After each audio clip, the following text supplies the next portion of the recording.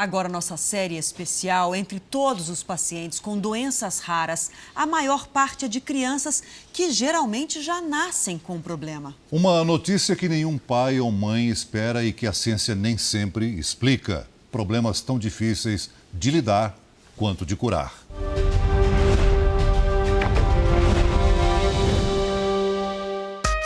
Uma bola e um quintal. Está feita a diversão de Michael, Matheus e Marlon. Eles têm 11, 6 e 4 anos e sofrem de uma doença muito rara, que atinge 3 em cada 100 mil nascidos. Na casa de Aveline, afeta os 3 filhos. Eu não conhecia, nunca tinha ouvido falar, nunca tinha visto ninguém comentando sobre isso. O Michael sempre teve problemas respiratórios, desde bebezinho. Ele chegou a passar por cirurgia, mas nada se resolveu. Até que o médico o indicou para uma otorrino que, por sorte, tinha estudado uma doença rara, degenerativa, de origem genética, a mucopolissacaridose. E todos os sintomas dessa doença batiam com os sintomas do Michael. Nessa época, ele tinha 5 anos e a Aveline estava grávida de 5 meses do Matheus. A grande dúvida era, será que ele também corria o risco de ter a mesma doença? Teria uma porcentagem de 50% para ser positivo ou 50% para ser negativo. O Michael já estava fazendo o tratamento, quando veio tudo certinho também deu o positivo para MPS2, igual do Michael. Os pacientes com mucopolissacaridose não fabricam a enzima responsável pela quebra de algumas moléculas que compõem ossos, cartilagem, pele e outros tecidos. O acúmulo dessas moléculas gera danos principalmente no cérebro, ossos e articulações, nas vias respiratórias, no sistema cardiovascular e chega a afetar até o raciocínio. Eu fiquei sem chão, porque eu não sabia o que era, não conhecia. E a médica genetista falou assim para mim, não vá atrás de procurar coisas na internet, que tem muito boatos falsos. A Aveline entrou na fila para fazer a laqueadura e assim evitar uma nova gravidez. Mas nesse meio tempo, veio a 3ª gestação. Ela falou assim, fique em paz, vamos torcer que seja uma menina, porque daí a porcentagem não pode ser que venha 100, porque você já tem 2 para você ficar mais tranquila. Existem 10 tipos de mucopolissacaridose. A dos filhos de Aveline, que é do tipo 2, só afeta crianças do sexo masculino. E o ultrassom mostrou outro menino. Mais tarde veio a confirmação de que ele também tinha a síndrome. E eu saí de lá, eu vim chorando o caminho todo. Eu chorei o caminho todo. O tratamento para a doença é a infusão das enzimas que eles não produzem. Desde o ano passado, a família enfrenta outro problema. O fornecimento dos remédios que são importados e distribuídos apenas pelo SUS tem sido irregular. Ficar sem o medicamento, eles compromete totalmente o organismo deles.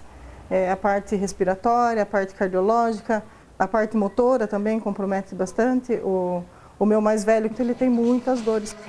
Diferentemente dos irmãos, que foram diagnosticados ainda bebês, Michael só começou a terapia com enzimas aos 5 anos. Por isso, ele é o que tem mais problemas decorrentes da doença, mas também é o mais tranquilo dos 3 e enche os pais de coragem. E você consegue lidar bem com a dor? Sim. É? Quando você sente dor, você pensa o quê? Eu pego o celular para ficar mais calmo. Ah, você se distrai. Sim. E tudo bem? E você leva uma vida normal, joga bola com os outros meninos? Sim. Metade dos pacientes com doenças raras são crianças que muito cedo precisam aprender a enfrentar o desconhecido. Elas se acostumam com a rotina de médicos, exames e terapias. Quantos médicos, quantos pediatras você já consultaram? Não tenho ideia. Muitos. Uns 10? Não, bem mais. Bem mais? Bem mais. Só neurologistas a gente vai passando com o 7º neurologista. Leandro teve que faltar na escola hoje. É que a consulta é importante. Depois de 1 ano de peregrinação, há menos de 1 semana, a família ficou sabendo o que ele tem. A Kearns-Sayre é uma síndrome rara, de origem genética, que prejudica a oxigenação e a saúde das células. O principal sintoma da doença é a degeneração dos músculos. Começa pelas pálpebras e aos poucos atinge outras partes do corpo, como as pernas e o coração. Se o avô dela não pegar a enxada e não for lá? Leandro é bom aluno. Com a visão já um pouco comprometida, gosta de sentar na frente para enxergar melhor a lousa. Pensando como os outros, eu não sou uma pessoa muito diferente. Porque qualquer pessoa pode ter essa doença e eu não tenho diferença nenhuma. Eu vejo normal, igual aos outros. Eu só tenho o olho caído. Só isso. Cada um tem um problema, né? É. Ninguém é perfeito. E o que os médicos disseram para você? Eu posso morrer com isso, mas eu não vou morrer disso, né? Porque essa doença não é uma doença que normalmente mata. Na escola, o Leandro tem uma rotina comum, como de qualquer outro aluno. Só tem uma disciplina em que ele precisa fazer atividades à parte, e é a educação física. Por causa do enfraquecimento muscular, os médicos recomendam que, por enquanto, ele não faça exercícios de impacto, né? Mas aí você acaba participando de uma outra maneira. Sim, quando são atividades mais leves, como jogos de tabuleiro ou jogos de damas. Por exemplo, agora eu estou fazendo o meu relatório. Agora estão fazendo uma fila para fazer uma corrida de aquecimento. A doença de Leandro é tão pouco conhecida que não se sabe ao certo quantas pessoas são afetadas no Brasil e no mundo. Eu posso ficar tomando esse remédio e diminuindo. Aí vai que eles descobrem a cura, né? Uma porcentagem pequena tem tratamento e às vezes até são curativos, mas é uma porcentagem muito pequena que tem esses tratamentos curativos. A grande parte deles a gente vai melhorar a qualidade de vida desses pacientes, vai oferecer reabilitação, fonoaudiologia, fisioterapia, terapia ocupacional. Mesmo muitas famílias precisam de um aporte psicológico, porque conviver com esse tipo de situação e com esse tipo de doença é realmente difícil. A mãe de Leandro ainda tenta se acostumar com o diagnóstico do filho. Saber o diagnóstico foi um alívio ou foi uma tristeza?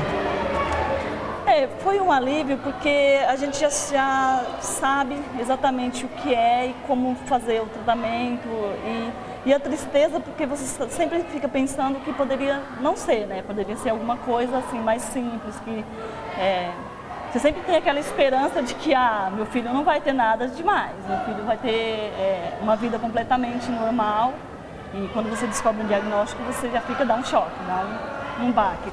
A cura não existe, ainda. Leandro só toma remédios para amenizar os sintomas. Mas os médicos apostam nos avanços da medicina, principalmente na área da genética. Se a gente tem a possibilidade de tratar várias doenças, eu imagino daqui 10, 20 anos a gente vai ter possibilidade de tratar muito mais coisas. Como a maioria das doenças raras tem origem genética, a chave do diagnóstico, o tratamento e a cura estão nesse tijolinho, o DNA. Depois que o médico faz a análise dos sintomas do paciente, a investigação continua aqui no laboratório de genética, onde se faz o sequenciamento do DNA, com um pouco de sangue ou de saliva. E é com o auxílio dessas máquinas é que é possível conhecer o material genético do paciente e saber o que há de incomum ou de diferente no DNA dele. E a partir daí é que se pode ter uma pista talvez mais concreta da doença que ele tem? Sim. Então, avaliando a sequência de DNA do paciente ou as letras que compõem este DNA, nós observamos se há alguma diferença comparando com uma sequência normal.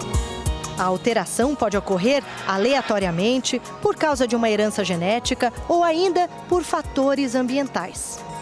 A medicina agora está pesquisando formas de agir diretamente nas células, com a chamada terapia genética. Então se utilizam o que nós chamamos de vetores, que são bactérias ou vírus, que vão entregar o DNA correto para aquela célula e a célula tem que entender e utilizar aquele DNA correto no lugar do DNA alterado. Essa é a maior dificuldade, é isso que está sendo estudado. Eu penso que algum dia a gente possa curar essa doença e eu sinto que essa doença não possa piorar, né?